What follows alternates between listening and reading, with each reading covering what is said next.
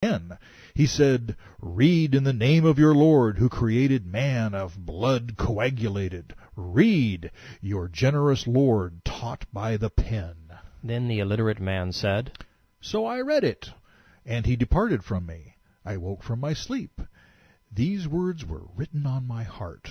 Ishak reports, None of Allah's creatures was more hateful to me than an ecstatic poet or a man possessed.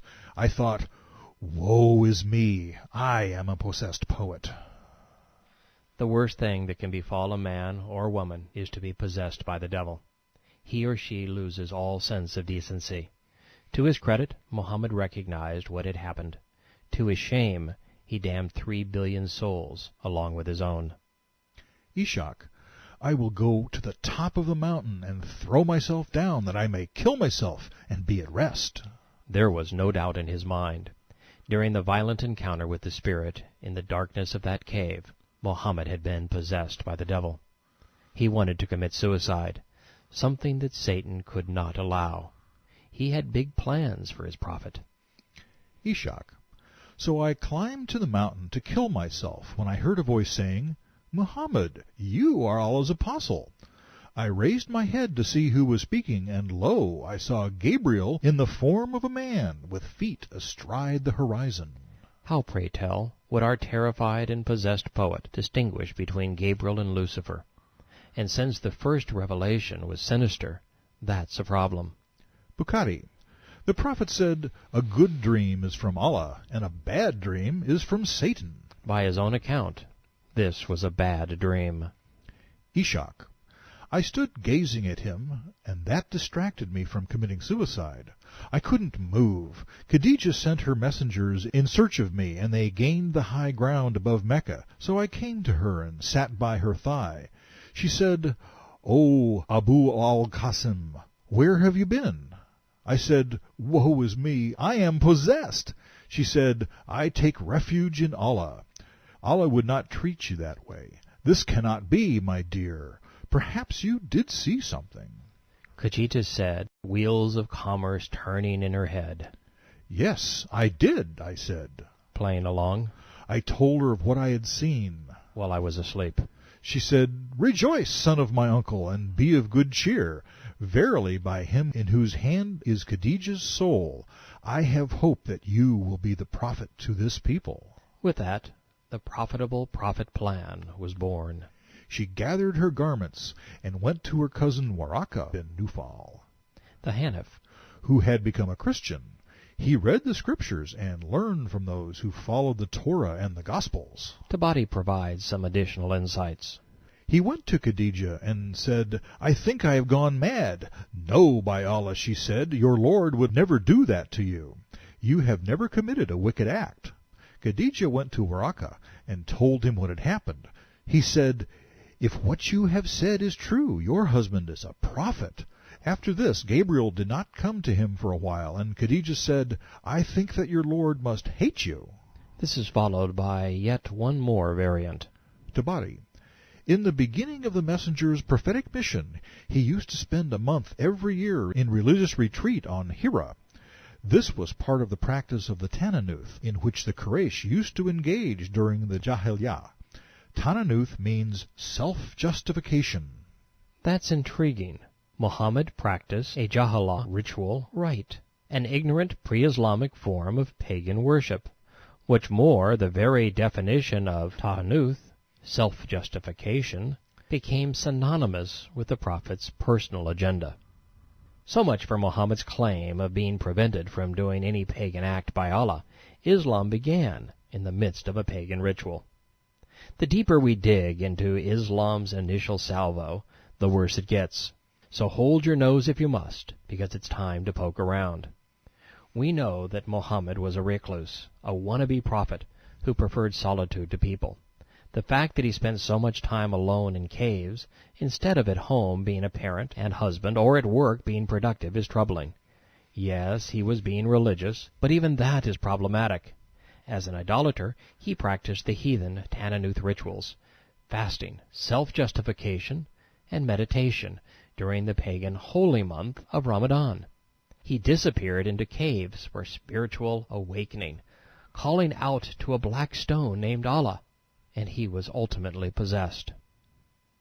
The read versus recite debate is interesting in itself. Modern Muslims, in trying to resolve the obvious problem of why an all-knowing spirit would ask an illiterate man to read, say that the word really means recite. But that's worse. Why would Muhammad say he didn't know how to recite, especially when it was the thing that he was best at? And why would the spirit of Islam ask a man to recite if he taught by the pen? Even the word recite/read is prickly. The original word is qara, from which Quran was derived. It was first used by the Syrian Christians to mean preach, not read. Even the Arabic words ma-a-kro can mean either I can't read or what shall I read? But that's still a problem, because Muhammad wasn't given a scroll to read. Since we have discussed Allah's ignominious inaugural address, let's move on to the Prophet's less than heroic response. According to every account, he was scared spitless. Imagine that. You've just invested the month of Ramadan hanging around in a cave for the express purpose of communing with the spirit world, and one comes and scares you to death. In the earliest versions, he is said to have been so distraught he wanted to commit suicide. The whole encounter not only sounds demonic, the wannabe prophet said he was possessed. The revelation over, the newly minted messenger slid down the barren slopes west of Mecca, scurried across 2 miles of desert dunes, and entered the narrow valley town, where he immediately coupled up to Mama. And make no mistake, his wife was the closest thing to a mother he'd ever known. Panicked and tormented, the 40-year-old Muhammad cried out to his 60-year-old wife, "Cover me!" crawling into the fetal position against her thigh. He thought he'd been molested by a jinn, possessed by a demonic spirit in the dark of night. He said, "I do not know what has happened to me. I fear for myself." He poured out his mental confusion, and according to Ibn Ishaq said, "I'm afraid I'm going out of my mind and being possessed by an evil spirit." Score another point for those who say Islam is satanic. In my opinion, what Khadijah did next set the forces in motion that ultimately condemned 3 billion souls, enslaved over 1 billion women, and plunged the world into chaos. She founded Islam. Yes, Khadijah was the founder of Islam. Muhammad was her first convert.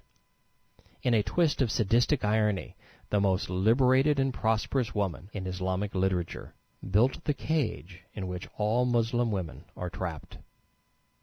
Calming her husband and employee down, she said, "Rejoice, cousin, and be of good cheer. You will be the prophet. Allah will not bring you to shame." Muhammad thinks he's just gone mano a mano in a wrestling match with a demon, and Khadijah says it isn't so. "It can't be. Be happy. I swear by Allah that he shall never humiliate you. I hope that you may be the prophet of this community." Allah was just one of 360 stones gathering dust in the Kaaba.